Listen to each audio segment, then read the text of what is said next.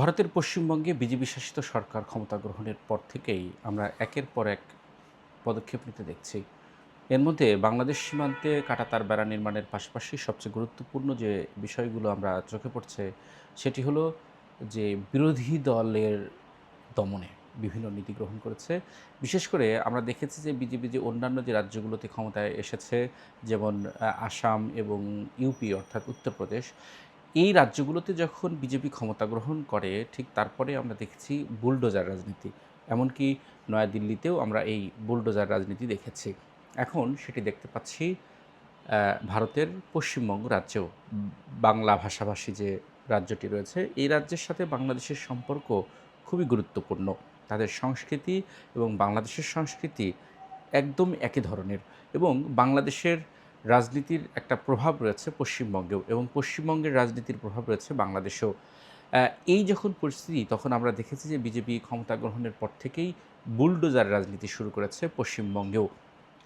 তারা অবৈধ স্থাপনা উচ্ছেদের নামে যে সংখ্যালঘু সম্প্রদায় রয়েছে, অর্থাৎ সেই অঞ্চলে অর্থাৎ রাজ্যে বসবাস করা যে মুসলিম সম্প্রদায় রয়েছে, তাদের বাড়িঘর এবং ব্যবসা প্রতিষ্ঠান ধ্বংস করে দেওয়ার মতো খবর আসছে বিভিন্ন সংবাদ মাধ্যম এবং সামাজিক যোগাযোগ মাধ্যমে। বিজেপি সরকারের পক্ষ থেকে বলা হচ্ছে যে এই স্থাপনাগুলো অবৈধ এবং সরকারের যে অনুমতি, সেই অনুমতি ছাড়াই দীর্ঘদিন ধরে ছিল।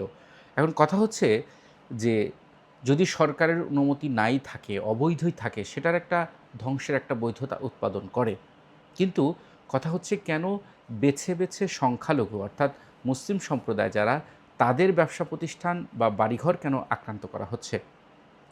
শুধু ব্যবসা প্রতিষ্ঠান বাড়িঘরে হামলার বিষয়টিও নয়, আরেকটি বিষয় সবচেয়ে বেশি জোরালো হচ্ছে, সেটি হলো পশ্চিমবঙ্গে আমরা জানি যে বিপুল সংখ্যক মুসলমান রয়েছে।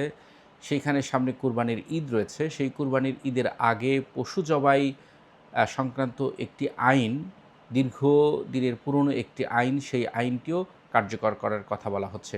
কিন্তু এই আইনটিও কিন্তু বিতর্কিত। সেখানে বলা হচ্ছে যে নির্দিষ্ট বয়সসীমার আগে পশু জবাই করা যাবে না। পশু জবাই করার ক্ষেত্রে সেই দেশের সরকারের অনুমতি নিতে হবে। এই ধরনের একটি নিয়ম তারা চালু করতে যাচ্ছে। কিন্তু আমরা জানি যে সেখানে মুসলমান গোমাংসের একটা বিষয় আছে, এবং অন্যান্য রাজ্যেও আমরা বিভিন্ন সময় সংবাদ মাধ্যমগুলোতে খবরে দেখেছি যে গরুর মাংস বহন করার দায়ে পিটিয়ে হত্যা করা হয়েছে।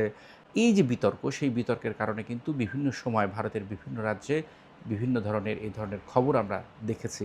এখন কি তাহলে বলা যাচ্ছে যে পশ্চিমবঙ্গ সেই প্রভাব পড়ছে? এখন পশ্চিমবঙ্গেও সেই ধরনের যদি প্রভাব পড়ে, তাহলে সেখানকার যে সংখ্যালঘু মুসলমান রয়েছে তারা কতটা নিরাপদ বোধ করবে, সেটি এখন দেখার বিষয়।